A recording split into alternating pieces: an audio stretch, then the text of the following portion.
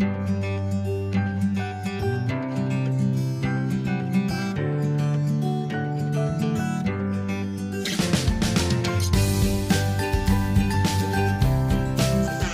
주신 하나님의 말씀은 이사야 41장 8절에서 20절까지입니다. 제가 받들어 읽도록 하겠습니다. 그러나 나의 종 너 이스라엘아, 내가 택한 야곱아, 나의 벗 아브라함의 자손아, 내가 땅끝에서부터 너를 붙들며 땅 모퉁이에서부터 너를 부르고 내게 이르기를 너는 나의 종이라. 내가 너를 택하고 싫어하여 버리지 아니하였도다 하였노라. 두려워하지 말라. 내가 너와 함께함이라. 놀라지 말라. 나는 내 하나님이 됨이라. 내가 너를 굳세게 하리라. 참으로 너를 도와주리라. 참으로 나의 오른손으로 너를 붙들리라. 보라, 내게 노하던 자들이 수치와 욕을 당할 것이요 너와 다투는 자들이 아무것도 아닌 것 같이 될 것이며 멸망할 것이라.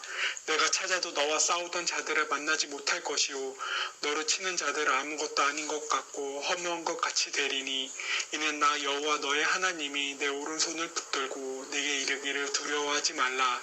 내가 너를 도우리라 할 것임이니라. 버러지 같은 너 야곱아, 너희 이스라엘 사람들아, 두려워하지 말라. 나 여호와가 말하노니 내가 너를 도울 것이라. 내 구속자는 이스라엘의 거룩한 이인이라. 보라, 내가 너를 이가 날카로운 새 타작기로 삼으리니 내가 산들을 쳐서 부스러기를 만들 것이며 작은 산들을 겨같이 만들 것이라. 내가 그들을 까부른즉 바람이 그들을 날리겠고 회오리 바람이 그들을 흩어버릴 것이되 너는 여호와로 말미암아 즐거워하겠고 이스라엘의 거룩한 이로 말미암아 자랑하리라. 가련하고 가난한 자가 물을 구하되 물이 없어서 갈증으로 그들의 혀가 마를 때에 나 여호와가 그들에게 응답하겠고 나 이스라엘의 하나님 그들을 버리지 아니할 것이라. 내가 헐벗은 산에 강을 내며 골짜기 가운데에 샘이 나게 하며 광야가 못이 되게 하며 마른 땅에 샘 근원이 되게 할 것이며 내가 광야에는 백향목과 시띠나무와 화석류와 길감나무를 심고 사막에는 잣나무와 소나무와 황양목을 함께 두리니 무리가 보고 여호와의 손이 지으신 바요 이스라엘의 거룩한 이가 이것을 창조하신 바인 줄을 알며 함께 헤아리며 깨달으리라. 아멘. 얼마 전에 SBS에서 방영하는 그것이 알고 싶다라는 시사 다큐멘터리를 보았습니다. 매회 다른 사건을 가지고 심층 탐사 취재를 하는 프로그램인데 대부분 물증은 적지만 심증이 있는 사건이나 혹은 억울하게 옥살이를 하고 있는 사람들, 미제 사건 등을 취재하고 수사해 나가는 프로그램입니다. 이 프로그램은 외부에 많은 압박과 억압이 있는데요. 그럼에도 불구하고 SBS의 간판 프로그램으로 자리 잡게 되었습니다. 이 프로그램 중에 제 기억에 남는 것이 바로 2013년도에 방영되었던 약촌 오거리 살인사건입니다. 당시 19살이었던 A씨는 택시를 탄 후에 택시기사 유모씨에게 돈 대신 칼을 들밀었고 도망치던 기사님의 칼로 여러 차례 찔러 사망에 이르게 한 사건이었습니다. 그리고 당시 다방에서 배달 일을 하던 최모씨는 한밤중에 사건 현장을 지나다가 피투 정리가 된 채로 쓰러져 있는 유씨를 발견하였고 신고하였지만 용의자를 몰리게 되어 거짓 자백을 강요받게 되었고 최씨는 재판에 넘겨져 징역 10년을 받았습니다. 2010년 만기 출소한 그는 2016년 11월 재심 끝에 무죄 선고를 받게 되었고 이는 경찰의 강압 수사와 거짓 자백을 앞세운 엉터리 등이 드러나게 되면서 마침내 진범이 잡히게 되었습니다. 그리고 이 이야기는 영화로도 만들어져 재심이라는 제목으로 250만 명의 관객을 동원하는 흥행한 영화로 자리 잡게 되었습니다. 최 씨가 법정에서 이런 일을 당하게 될 때까지 그를 보호해주던 사람은 아무도 없었습니다. 법적으로 그의 권리를 주장할 수 있었지만 그럴 수 있는 상황이 안 되었고 오히려 강압 수사와 거짓 자백을 통해서 그는 억울한 누명을 쓸 수밖에 없었습니다. 이제야 결과론적으로 이야기하는 것이지만 만약에 그가 변호사를 선임할 수 있었더라면 어떻게 되었을까요? 아니요.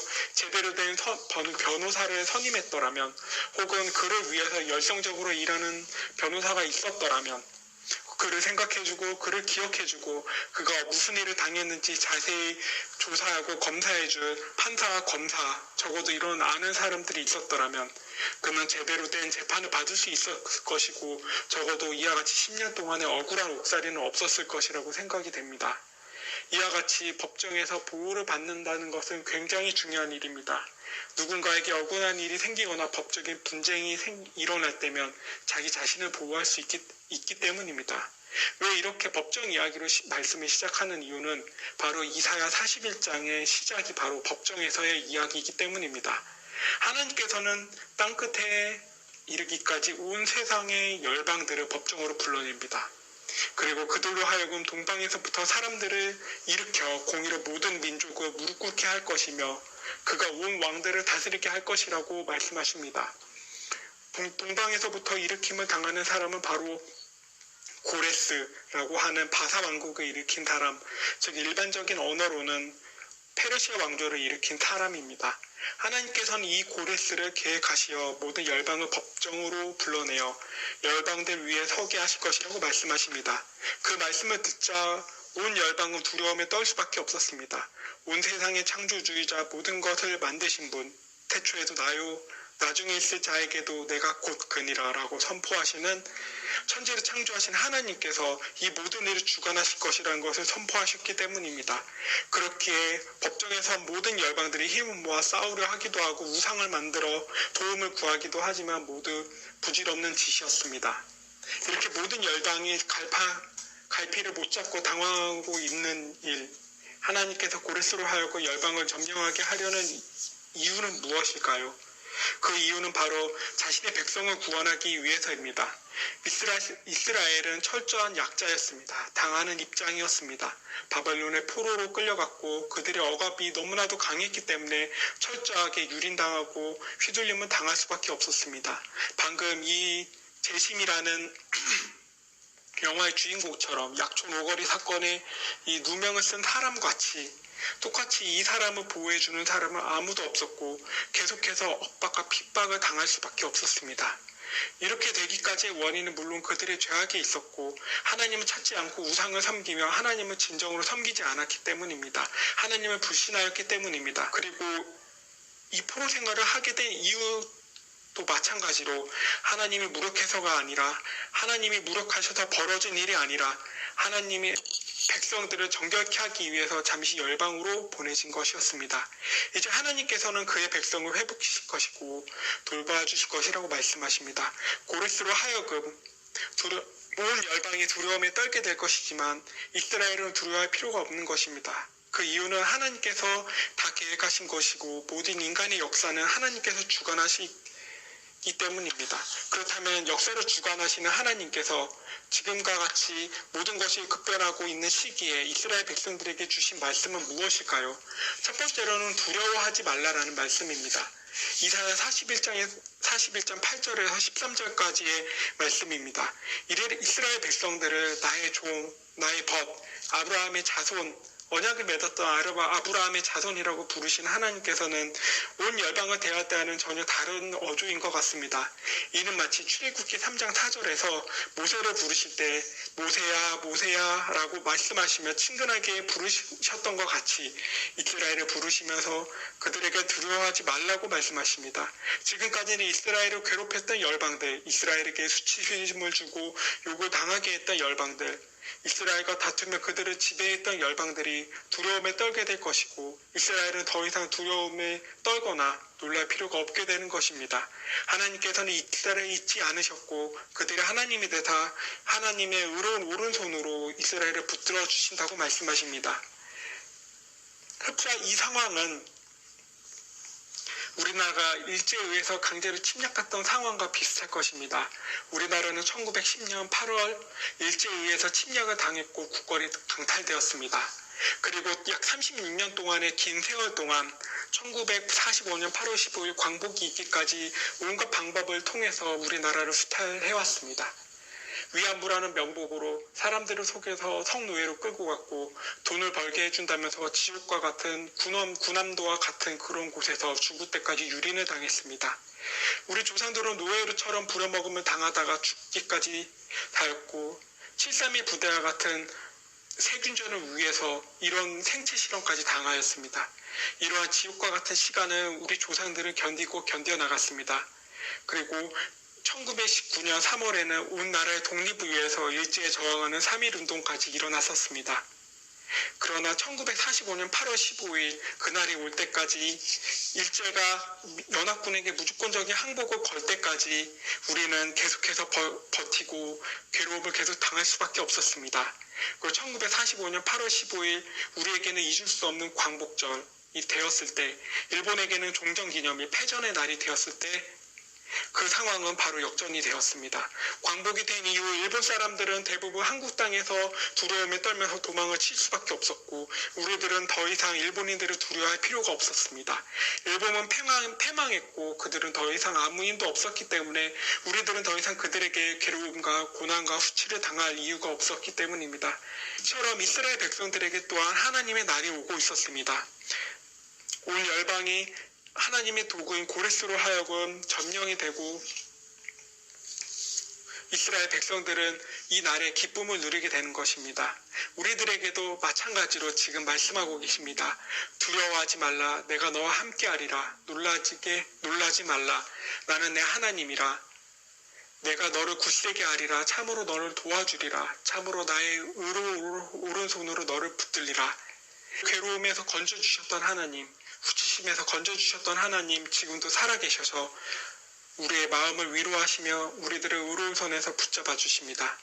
두 번째는 하나님께서는 하나님으로 말미암아 우리의 의리를 즐겁게 해주신다고 말씀하셨습니다.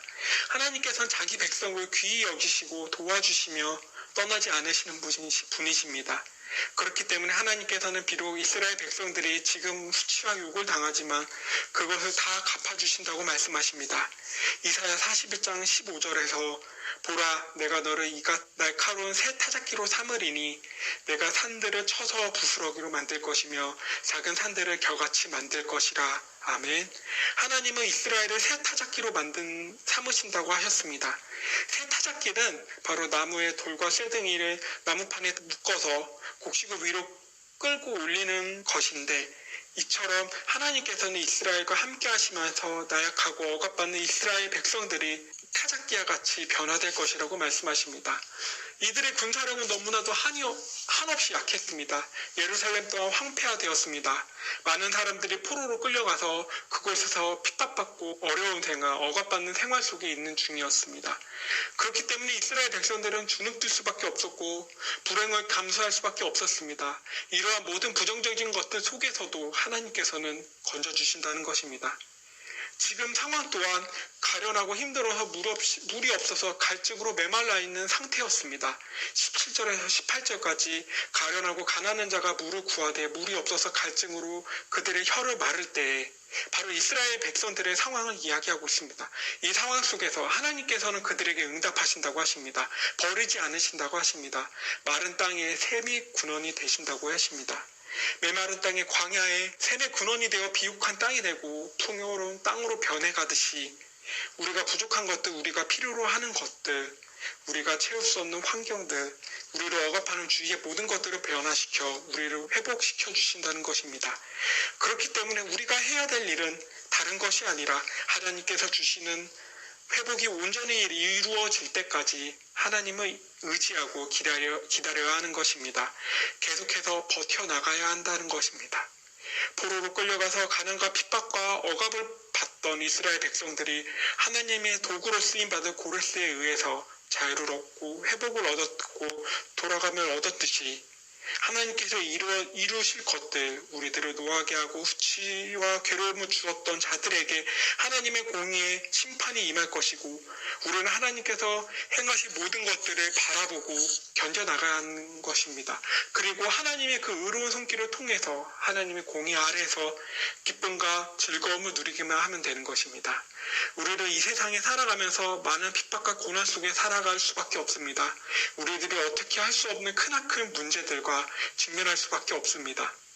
고난 속에 지쳐 쓰러질 때도 있습니다. 하지만 하나님께서는 이스라엘 민족들을 포로 생활 속에서 자유케 하시고 회복케 하셨듯이, 그리고 두려워하지 말라고 말씀하셨듯이, 그리고 하나님으로 말미암아 즐거움을 얻을 것이라고 말씀하셨듯이 우리에게 또한 동일하게 말씀하십니다. 우리들이 문제에 직면하고 고난과 고통 속에 있을 때 우리들이 해야 할 것은 하나님을 의지하고 하나님을 바라보며 하나님이 역사하신 그 날까지 버텨나가는 것입니다. 그리고 하나님이 정하신 하나님 하나님의 날, 정하신 도구를 통해 모든 것이 해결되는 날까지 하나님 안에서 두려워하지 않고 하나님으로 인해서 누릴 기쁨을 기다리는 우리들이 되었으면 좋겠습니다. 기도하시겠습니다.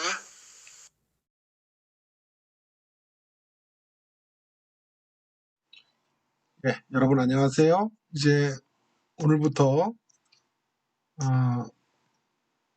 학기가 마쳐지는 때까지 여러분의 설교, 이사야 본문을 중심으로 여러분이 제출한 설교들을 평가하는 그런 시간을 갖도록 하겠습니다. 아주 간략하게 제가 느낀 바들을 이제 긍정적인 언어로 풀어서 이렇게 논의하도록 하겠습니다. 오늘 한 5분의 이제 설교가 1, 2, 3차시까지 이렇게 제시되어져 있는데요. 먼저 안관숙 우리 학우님의 설교를 좀 평가해 보면요. 제가 읽겠습니다. 구약과 신약의 하나의 책이며 영감받은 성경 저자에 의해서 중심 초점인 예수 그리스도에 맞추어져 있다는 점을 아주 잘 변증하는 차원의 신구약 성경의 통일성에 기반을 둔 설교라고 그렇게 판단이 됩니다. 설교자의 관심이 이사야 52, 53장의 질병을 치료하시는 나음을 입게 되는 그런 질병을 치유하시는 예수님의 공로에 초점을 두고 있는 본 설교는 그저 우리들의 설교가 말씀에 대한 증언을 넘어서 영육 간의 회복과 치유가 동반되어야 한다는 것을 어쩌면 역설해주고 있는 것이 아닐까 하는 생각을 이제 하게 만듭니다. 수고하셨고요. 두 번째 우리 장창영 우리 학우님의 설교는 본문은 겁나는 세상 손과 발이 떨릴 때 이사야 35장 1절에서 10절. 아까 우리 안관순 학우님은 제가 이걸 얘기를 안 했네요. 예수님의 공로 이사야 52장에서 53장 6절까지. 어쨌든 겁나는 세상 손과 발이 떨릴 때 설교를 재밌게 읽었고요. 모든 설교를 부활로 마치게 하라는 유명한 설교학의 권면이 있습니다. 어느 설교학자가 내놓은 말인데요. 모든 설교에서 부활을 논해야 한다라는 뜻이라기보다는 부활로 상징되는 희망과 승리에 주안점을 둬서 설교해야 된다라고 하는 것이죠. 본 설교자의 설교가 바로 그런 면에서 부활로 마치고 승리와 이김의 메시지를 충분히 드러내는 그런 설교를 하고 있다라는 생각이 듭니다. 제목이 너무 좋습니다. 겁나는 세상, 손과 발이 떨릴 때.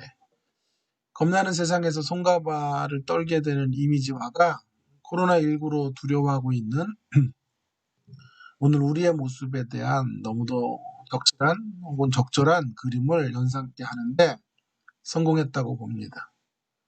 또 설교자의 자기 노출도 귀합니다. 설교를 이제 들어보시면 알겠지만, 읽어보시면 알겠지만 설교자도 코로나가 두렵다. 라는 자기 고백을 하고 있는 것은 성도들에게 설교자가 우리와 성동이 같은 사람이라는 것을 알게 하고 공감대를 창출하기에 유익할 것이라고 판단이 됩니다. 설교를 어떻게 해야 되는가? 어느 교회에 제가 창립 예배에 예배를 갔더니 이렇게 쓰여 있더라고요. 찰랑찰랑하게 설교하라. 찰랑찰랑하게. 모자라지도 않고 넘치지도 않고 찰랑찰랑하게 설교해야 한다라는 것인데요. 본 설교가 바로 그런 찰랑찰랑한 설교가 아닌가 그런 생각을 하면서 읽게 되었습니다. 좋은 설교 해주셔서 많은 도전을 받게 되었습니다. 고맙습니다. 우리 김민기 학우님의 설교는 2차 시에 있는데요. 제목이 또 재밌죠. 아바의 눈물이 아빠의 눈물로. 하나님이죠. 아빠, 아버지. 아바이신 하나님의 눈물이 우리의 눈물. 나 아빠로서 우리의 눈물. 아, 무엇보다도 제가 참 공감이 됐던 것은요. 딸의 나이가, 우리 설교자의 딸의 나이와 내 딸의 나이가 똑같고요. 딸 때문에 딸이 사춘기가 와가지고 속상해서 울었다 그러는데, 저도 오늘 딸의 생일인데요. 또 여러 가지 신랑이 끝에 속이 상해서 울었죠. 그런 것도 똑같고 참 너무 재밌습니다. 어쨌든 흥미로운 설교였습니다. 전체적으로 아버지의 가슴이 절절하게 느껴지는 설교라고 생각이 듭니다. 딸을 통해서 배우게 되는 아버지의 마음에서부터 전체 마무리까지 공감을 충분히 갖게 하는 설교. 저에게는 뭐 공감 100%죠. 동일한 나이 또래의 딸을 키우고 사춘기를 지금 이제 맞이하고 있고 하니까요. 너무 와닿은 설교였습니다. 제목이 또 아주 인상적이죠. 아바의 눈물이 아빠의 눈물로라는 제목이 설교 전달의 한 몫을 톡톡히 하고 있다고 생각합니다. 두 개의 대지도 매우 감각적이고 적용적인 면들을 강조하고 있습니다. 탁월한 설교이고요. 또 아주 뛰어난 설교자의 모습이 가득한 그런 설교였다. 한마디로 그렇게 논평하고 싶습니다. 우리 이지혜 하구님의 설교에 대한 평가는 제목은 영혼, 당신의 영혼은 건강하십니까? 이사야 6장 1절부터 13절. 흔히 우리에게 알려진 소명장인데요. 이 설교도 참 특징 있게 아주 재미난 설교를 하신 것 같아요. 우시아가 죽던 해에, 우시아 왕이 죽던 해에 이렇게 시작이 되는 이사야서 6장 1절부터 13절은 우시아 왕이 죽던 해라는 말이 그저 역사적인 배경, 이사야가 등장하는 역사적인 배경으로만 우리가 알고 있었고, 청중들도 그렇게 생각했을 텐데, 역사적인 배경을 넘어서 지금 설교자는 우시아 왕과 이사야를 비교하는 차원에서 전개하고 있어요. 그 점이 매우 신선해요.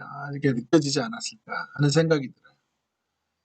우시아 왕과 이사야를 비교 대조하는 착상은 저는 한 번도 가져본 적이 없는 것 같은데 역시 설교는 이렇게 착상의 힘인 것 같아요. 그래서 이런 것들은 굉장히 눈이 번쩍 뜨게 하는 좋은 논의. 교만도 이건 겸손의 아이콘으로 그렇게 대조를 또 이루고 있고요. 교만과 겸손에 대한 정의 같은 것도 좀 좋아요. 설교가 전체적으로 세 개의 대지를 이제 쓰고 있죠. 기본기가 아주 충실하면서도요. 근데 그렇게 기본기에 충실하면 딱딱해지거나 지루해질 수 있는데 그러지도 않게 전개를 하고 있어요. 세 개의 대지들과 그에 따른 내용이 충실하고 먹을거리가 좀 많은 그런 설교라고 칭찬하고 싶습니다. 특별히 마지막 대지에서 이제 구약의 지평을 넘어서 신약의 지평에까지 이르러 예수 그리스도를 조명하고 있다는 점에서 구속 역사적이고 그리스도 중심적인 면까지 함께 가지고 있는 대목은 이 설교의 백미라고 그렇게 말할 수 있을 것입니다. 아주 좋은 설교를 우리에게 해주셨고 굉장히 모델이 될 만한 그런 논의를 하셨다고 싶습니다. 고맙습니다. 마지막 윤나윤 하부님 설교를 평가해 보겠습니다. 간략한 그냥 제 어떤 논평이라고 생각해 주세요. 붙들어 주시는 하나님, 이사야 41장 8절에서 20절. 서론에서 억울한 옥살이를 하게 된 한 사람의 이야기로 관심을 집중시키고요.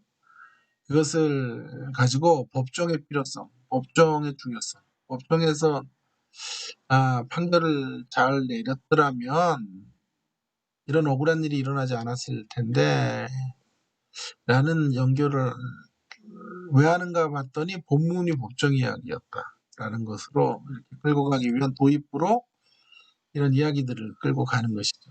참 잘된 연결이다라는 생각이 듭니다.